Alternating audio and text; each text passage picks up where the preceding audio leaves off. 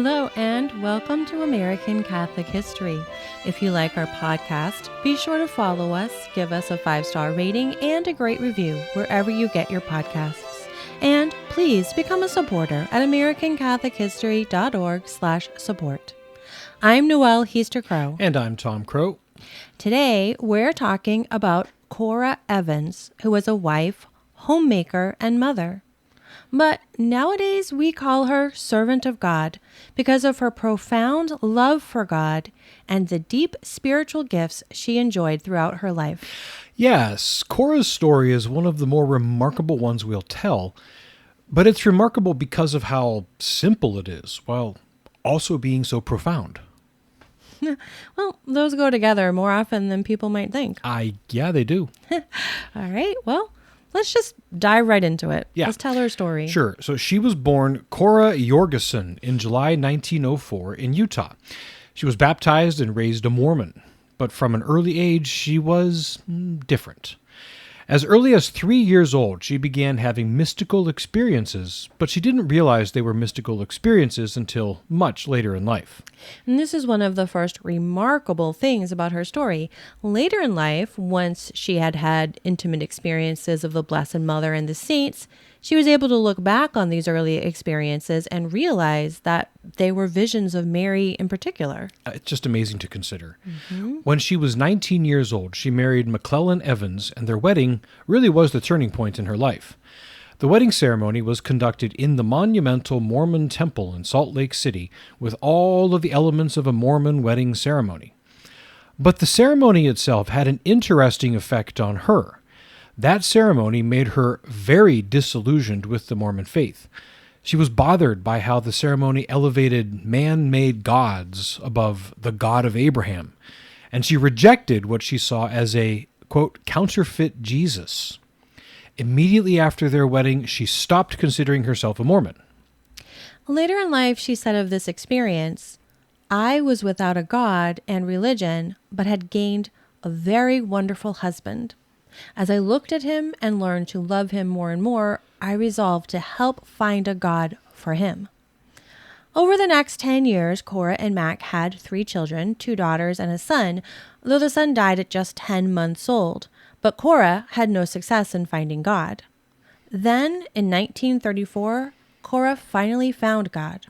Or more accurately, she finally let him find her, because he emerged in the most unlikely of places. Yeah, really. As a Mormon, Cora had been raised with a severely distorted notion of Catholicism.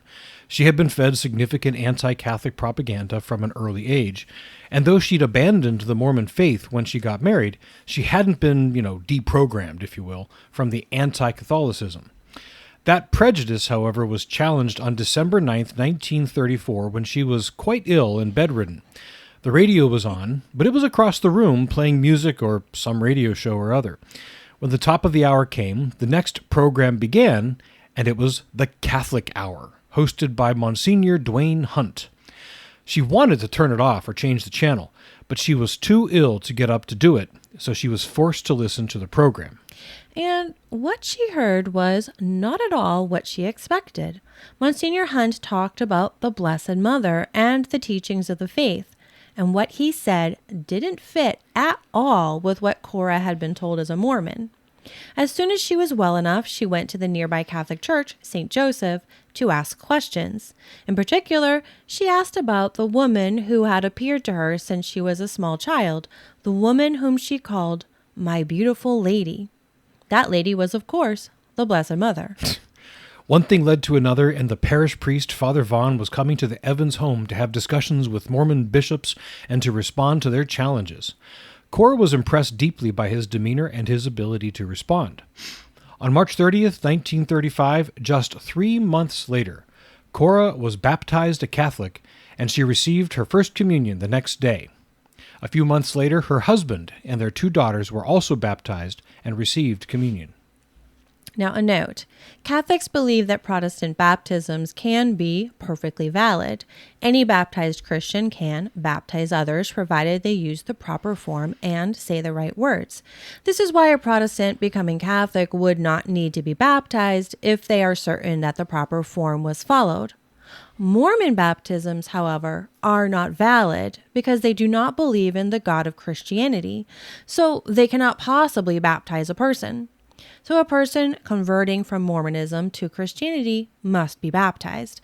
And that is why the Evanses all had to be baptized, and so they were. Yeah. Now they had found God, everything was great, right? Well, it was great that they had found God. Yes. But it wasn't easy. Not in their lives. It is never that easy. And the difficulty was compounded for them because their conversions led to the conversion of dozens, perhaps hundreds of other Mormons. Their friends and family who were still Mormon didn't take kindly to their apostasy, the apostasy of those who followed them, and they took great exception to all of them becoming Catholic.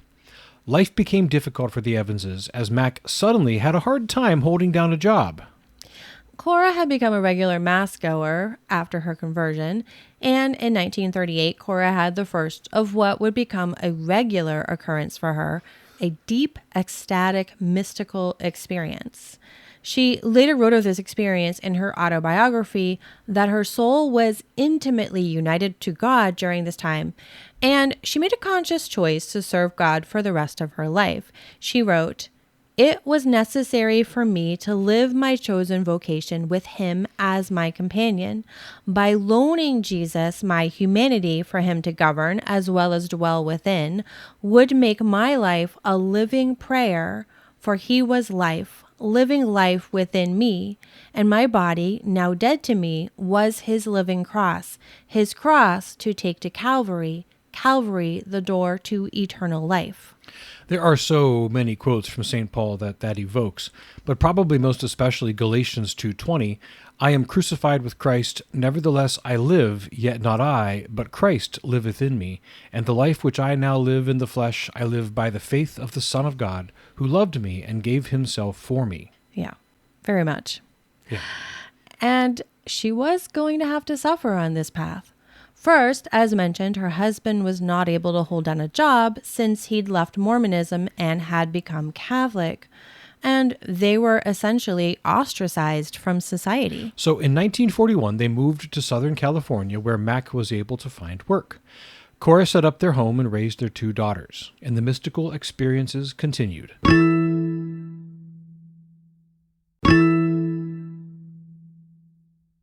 The local Jesuits assigned Father Frank Parrish to be her spiritual director. He would talk with her about her experiences, and he would be present when she would have them on some occasions. And these experiences were something to behold. In her ecstasies, she would become as rigid as a corpse, frequently with her arms outstretched as though she were in the same body position as Christ was on the cross. She would be basically comatose and entirely unaware of what was happening around her. And her body would become so heavy that it would take multiple strong men to lift her to her bed. In her ecstasies, she was given her life's mission to spread the mystical humanity of Christ. The mystical humanity of Christ is a way of living one's entire life as a prayer. It is a Eucharistic devotion that helps one to live with a constant awareness of the indwelling of Christ. Really, it's living very intentionally with the idea that it is no longer I who lives, but Christ who lives in me. And Christ charged her to spread this devotion by writing about her experiences. And now, that was an unexpected charge that God gave her to write out what she'd experienced, because she was not a writer. Her education had ended halfway through high school, and she had missed a lot of school in her youth due to illness. So she was not a well-educated woman nor a trained writer, and yet she wrote. She trusted that if God wanted her to write what he had shown her in these private revelations, he would give her the ability to write. She wrote, quote, "God's gifts were so clearly caught up into my soul, there to write them for his glory for souls on earth. To begin such a task is only to lose myself in the mystery of time and pretend that I am a citizen of Jerusalem, taking notes from the Master's lips. I am just the reporter, and of myself filled with many imperfections." Christ once said to her, "I want you to use the gift of writing which I have given you. I want you to write with perfect freedom." And then addressing God, she wrote, "My soul gives thee thanks for this great trust, and in that trust I believe thou wilt help me write the knowledge for souls to use as a stepping stone to love thee more." Okay, now a moment ago, a couple of those quotes before, you quoted her referring to Christ as the Master. Now, this was how she always referred to Christ in her writings and when she talked with others about her experiences.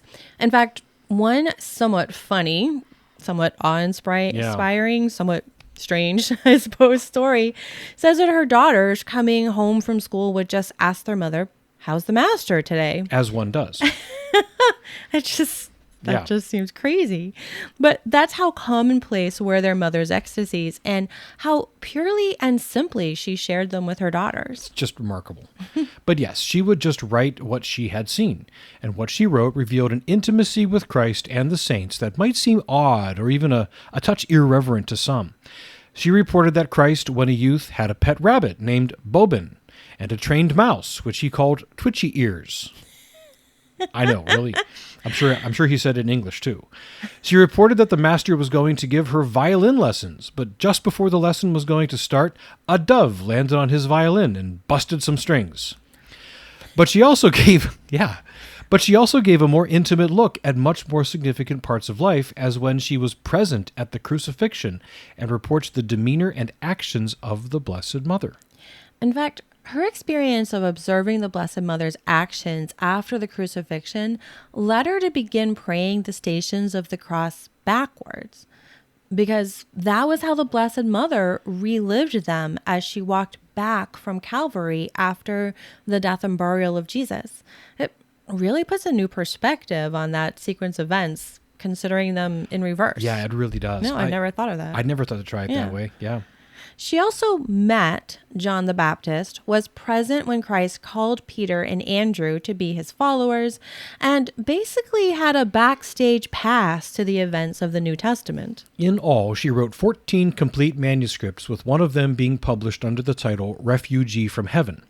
This was her major work, which relates, essentially, a more intimate storytelling narrative of the life of Christ and his associates. It's just remarkable stuff.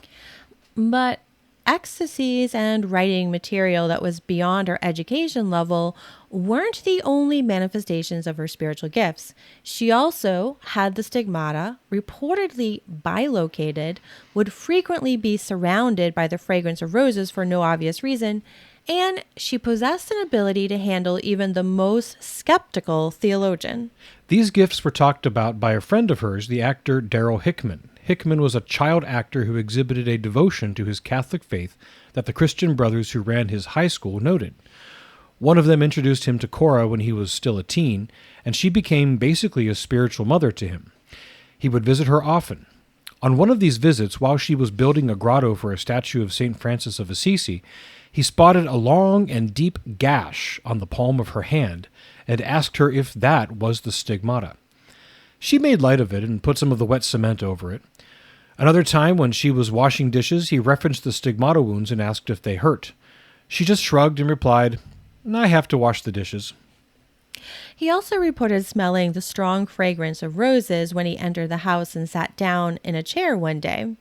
And when he asked about it, she said it was no wonder, because the master had been with her all morning, sitting in that same chair. Yeah, pretty sure I would have jumped up like a shot. "Oh, hi, Jesus, is this your seat?" I goodness. know. Yeah. That would be really crazy. Yeah.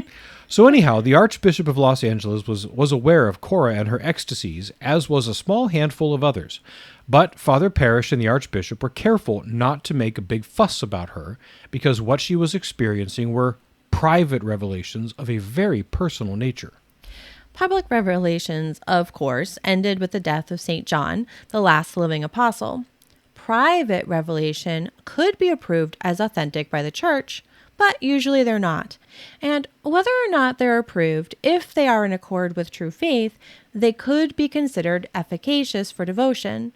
But they're not considered dogmatic teaching. Among those private revelations that the Church does affirm as authentic, some are big and obvious during the visionary's lifetime, like Our Lady of Guadalupe or the apparitions at Fatima and Lourdes, but many are not publicized until after the visionary's death. So, for instance, St. Faustina and the Divine Mercy, St. Catherine Labouré and the Miraculous Medal, or St. Margaret Mary Alacoque and the Sacred Heart.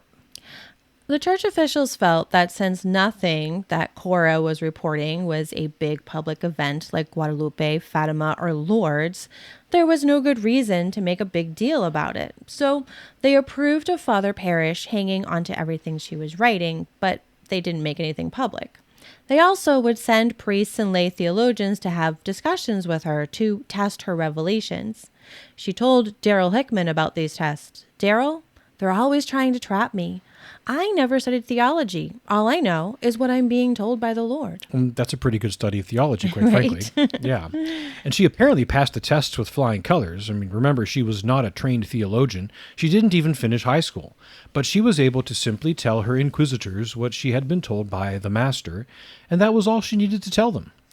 Cora and Mac Evans moved to a house in the mountains near Boulder Creek, California, which is in the Diocese of Monterey, in 1956. It was here that Cora Evans died in 1957 of stomach cancer. Before her death, Hickman visited her in the hospital. He told her that he was praying for her and that he wished there was something he could do. And she said in reply, "I'm doing just what I want to do. I'm offering my sufferings for the conversion of Mormons." She never lost her care and concern for her family, friends, and all those others who still believed in the Mormon religion. Father Parrish held on to Cora's massive body of writings for decades until entrusting them to his nephew, Michael McDevitt, in 1992. Since then, McDevitt has championed her cause and has led the efforts to tell the story of her life and spread the devotion to the mystical humanity of Christ. He and others lead conferences and retreats based on this devotion across the country. A while back, the group that does this graciously sent us a copy of Refugee from Heaven, as well as some other materials. We are very grateful to them for it. It is wonderful material. We will link to their website in the show notes, as well as to the website dedicated to her writings and her canonization. Refugee from Heaven and other collections of her writings are available there. Eventually, the Bishop of Monterey appointed Father Joseph Grimaldi to be the postulator for her cause, and in 2012, the Vatican formally approved the opening of the cause for canonization for Cora Evans, officially declaring her a servant of God. Now, the process is in the hands of the Vatican to examine her life and copious writings, to determine if she led a life of heroic virtue, and then to examine any miracles that may be reported through her intercession. One day, California may have a second saint, and Utah its first native-born saint, the mystic housewife and mother, Cora Evans. This has been American Catholic History. If you enjoy American Catholic History, please become a supporter. We've got great perks for supporters. Get information on how to become a supporter and the perks at americanCatholicHistory.org/support. Also on our website, sign up for our newsletter, learn more about Cora Evans, see about our pilgrimages, and find other great stories from American Catholic history. We also love the great reviews our listeners leave. Those and the 5-star ratings help others find us. You can also email us feedback, questions, tips for episode topics, or other comments at feedback@americanCatholicHistory.org. You can find us on Facebook at facebook.com/American Catholic History, on Instagram at ACH_podcast, and follow us on Twitter at ACH1513. I'm Noelle Heaster-Crow. And I'm Tom Crow. Thanks again for listening to American Catholic History, brought to you by the support of listeners like you.